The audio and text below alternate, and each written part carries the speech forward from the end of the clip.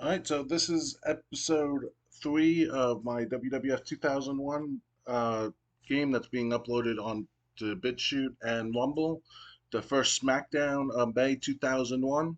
So let's run the show and let's see what happens. In an abysmal pre-show match, Crash Holly defeated Evan Courageous by pinfall with her Irish Karana. This got 46. Unfortunately, Crash and Molly are both Crash's heel on Molly's face, so.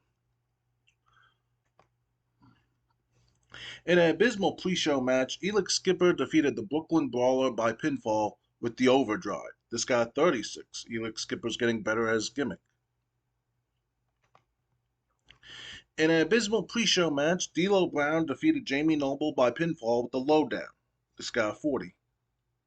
So I don't know. I mean, of the three WCW wrestlers in pre-show matches, only one was successful. So I don't know if I should continue this or hire local workers for the WCW wrestlers to build wins against. So Vince McMahon comes out to the ring, and No Chance starts playing throughout the arena. Vince McMahon goes, "For those of you who do not see the beginning of Raw, my son Shane said he is declaring the beginning of the war between his WCW and my WWF. Shane, do you have any idea what you are getting yourself into? WWF was victorious during the Monday Night Wars under my guidance, so I know exactly what it takes to win this war. Shane, I know what it's like to be in the trenches and have to keep moving on when the results don't go the way you expect. And you didn't have to deal with that when WCW was under previous ownership. But if this is a war you want to fight, then realize it's a war you are not going to win." This guy is 74. Vince McMahon improvised well throughout the segment. In a poor match, Canyon defeated Rhino and Test. When Canyon made Rhino submit, Canyon wins the hardcore title. Canyon was only added to the match right before the finish. Um,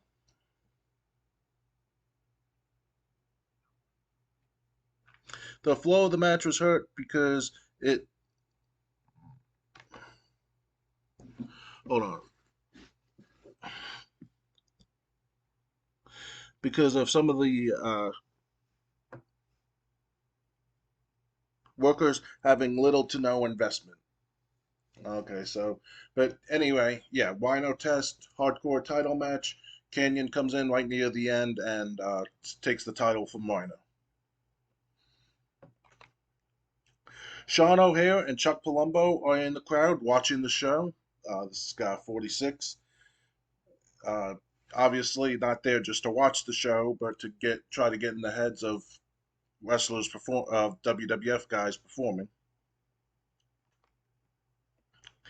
In a poor match, Hardcore Holly and Haku and Rikishi defeated Billy Gunn and the APA when Hardcore Holly pinned Farouk with a flying leg drop. This guy's 63. And got the same note.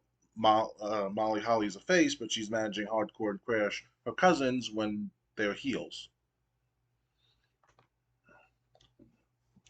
So Trish Stratus, she's stretching when she's approached by Ivory, and Ivory goes, "That's disgusting." So Trish stands up and faces Ivory, and Trish goes, "What's your problem?" Ivory goes, "I don't have a problem. I just see you displaying yourself in this way where you know little kids are watching this show." And Trish goes, "So what do you want?" Ivory goes, "Personally, I want all evil in the world to be vanquished, and for kids in this current generation and future generations to have a wholesome world to live in. But right now, I would settle for you agreeing to join the right to censor." And Trish goes, "There it is. Why do you think I would do that?" Ivory goes, "Trish, I don't think you understand, but many girls watch you when they watch this program, and want to they want to do what you do. And I know the parents of those little girls would not want you the way you are currently to be the role model for those little girls." And Trish goes, "So you think instead of dressing the way I dress and doing what I do, parents would want me to dress like you?" Ivory goes, there is nothing wrong with the way I dress. This outfit is respectable. Trish goes, for a librarian. Do me a favor and give me a shh. Ivory goes, how disappointing, but not surprising. I see I am just wasting my time here, but make no mistake, you will change your ways, and it could have been a lot easier. Trish goes, anytime you want to fight this out, I am ready. Ivory goes, time and place. This is not the time or place, so I'll leave you to your ways for now. But it would be better for everyone, including you, if you decided to change for the better. And then Ivory just starts backing off as Trish watches her to make sure Ivory doesn't try a sneak attack. So this got 58, not bad since this storyline is just starting. Steven Richards helped Ivory during the segment. So yeah, it wasn't bad for a storyline that had that just started. Chris Jericho comes out to the ring with a microphone. Chris Jericho goes, on Monday, WCW said they were invading, and now they are winning championships like the hardcore title.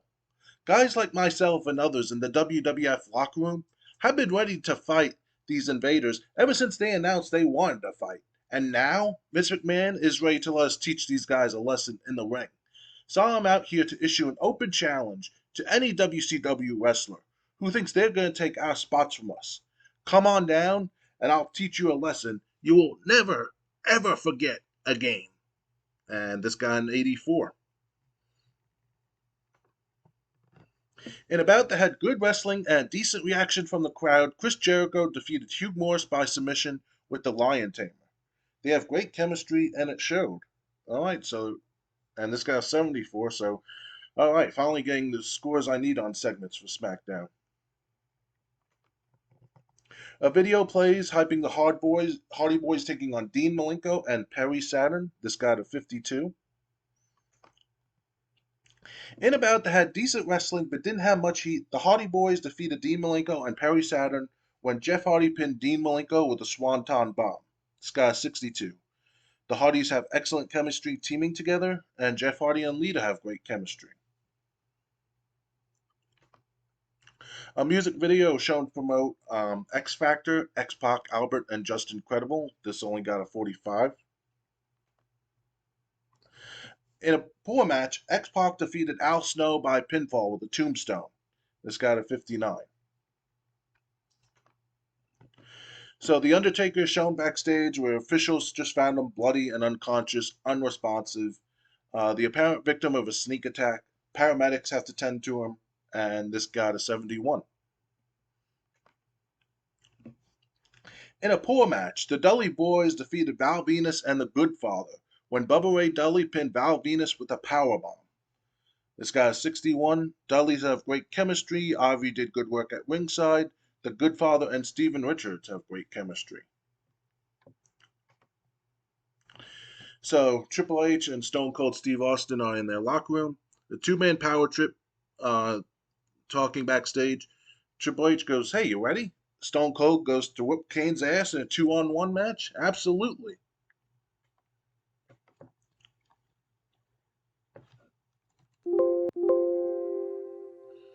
Triple H goes, we beat Kane to a pulp like his brother, and we won't have to face them in matches this weekend at Insurrection. Stone Cold goes, I don't care about facing Kane this weekend. He wants his ass kicked tonight and again this weekend. I'll be happy to accommodate him both times. Are you scared if The Undertaker makes his match with you at Insurrection? Triple H goes, of course not. I don't know how many times we have to prove we are more dominant than the dummies of destruction. Stone Cold stands up. He goes from his seat. He goes, one down. Let's finish the other dummy off tonight then.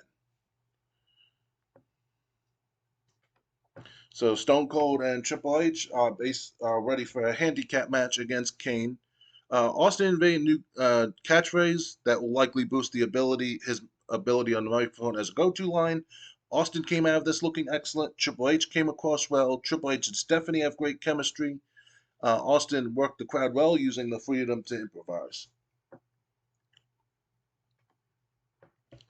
So Kane comes down to the ramp, ready to face the two-man power trip, 2-on-1 after The Undertaker has been taken out. As Kane reaches the bottom of the ramp, Chris Benoit's music plays. Chris Benoit comes out. As he reaches the bottom of the ramp with Kane, Benoit says something to Kane when Kane agrees, and they both enter the ring ready to take on the two-man power trip. So Chris Benoit's gonna team up with Kane, and this guy's 71. In a superb match, the two-man power trip defeated Chris Benoit and Kane when Triple H pinned Kane with a pedigree. During the match, we also had Kurt Angle run in and attack Chris Benoit. In terms of in-the-ring work, Austin was head and shoulders above everyone else. Triple H and Stephanie have great chemistry. This match got the crowd hotter. So, what was the final grade for this show? 69. Lost popularity, but increased. Some regions lost popularity in more regions.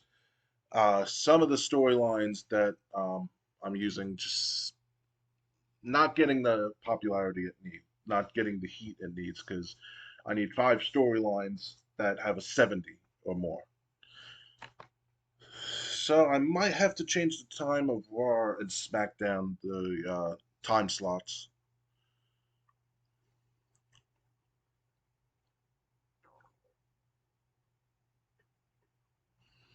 But before that, let's check, see what emails I got.